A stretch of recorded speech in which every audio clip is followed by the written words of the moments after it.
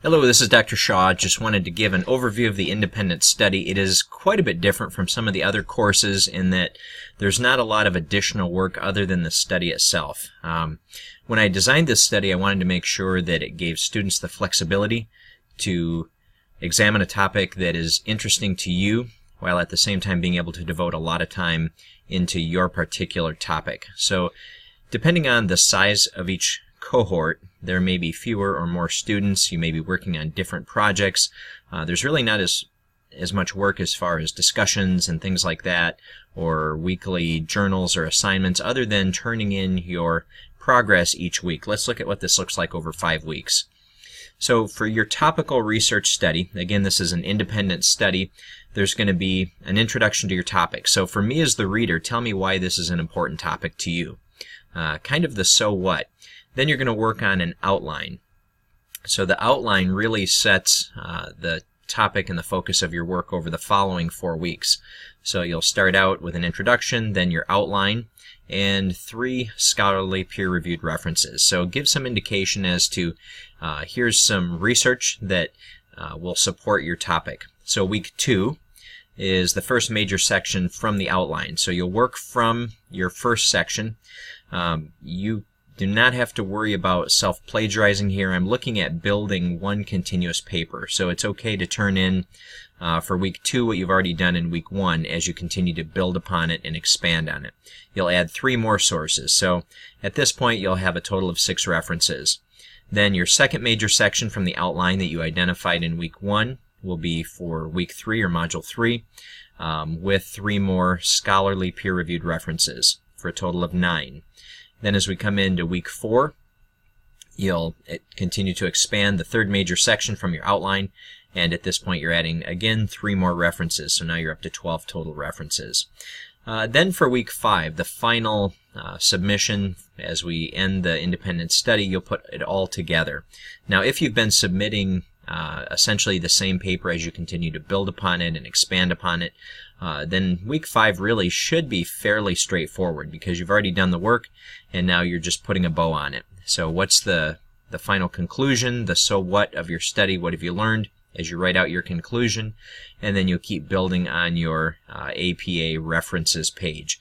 And week 5 you add 3 more references as well. So now you're up to 15 references by week 5. Here's a basic typical outline and what that could look like. So you have a cover page, and the cover page should be per APA style guidelines. I'll put a sample APA paper template in the resources section in Blackboard.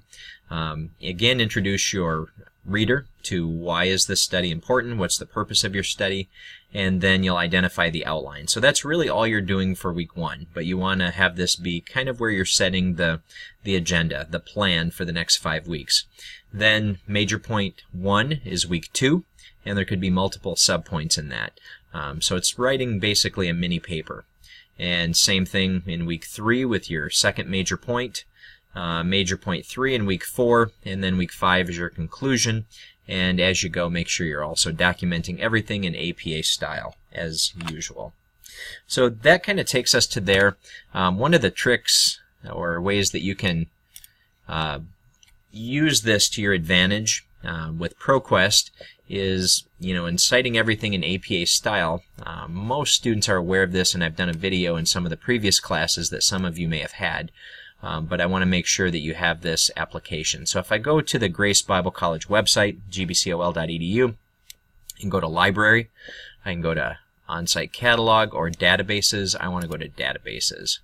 So when I'm picking good quality peer-reviewed scholarly journals, I can scroll through and there's different ones I can use. I am a huge fan of ProQuest. So ProQuest really has a lot of great articles that are helpful to us. So when I look over here, I have advanced search. I can also do full text and peer-reviewed, and that's important for doing scholarly research. So I'm going to put on advanced search. I want to make sure I get full text articles, and I want to click the peer-reviewed button. That way I can ensure that anything it pulls up are going to be full text and peer-reviewed. And if I want, I could even make sure that I have everything that's within the last 3 years, so I know I'm using relevant things. In some fields like philosophy, theology, things like that. There are really good references that are 5, 10, 15, 20 years old even. But mostly in human services, or certainly in psychology or in the sciences, you want to use as modern or as cutting-edge research as you can. The example I use in some of my courses is, I wouldn't want to go to a heart surgeon who, graduated medical school 20 years ago but has never done any continuing education, because 20 years of advances in the scientific community certainly could make a lot of difference in outcomes.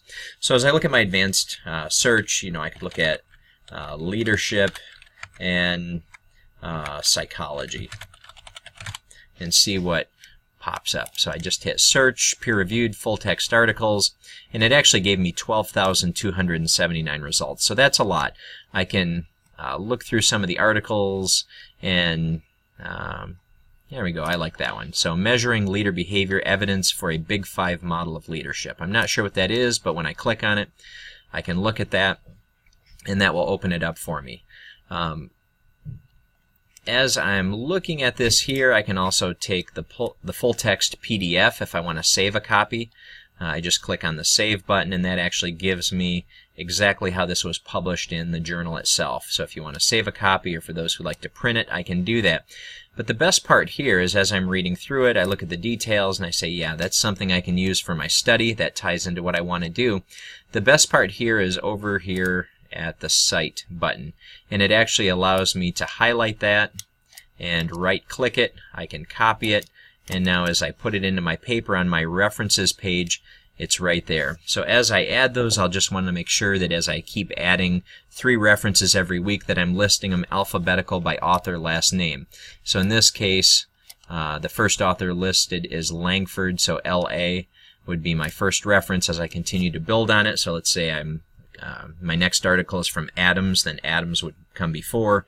And let's say I find an article by Stanford, then Stanford would come after Langford because of S behind L. So that gives you some of the tricks that you can use with ProQuest in helping to organize your thoughts, your research, and having a very scholarly paper. At that point, I will open it up that if anyone has questions, by all means, please email me or get in touch with me. My contact information is listed in Blackboard. Welcome to the class.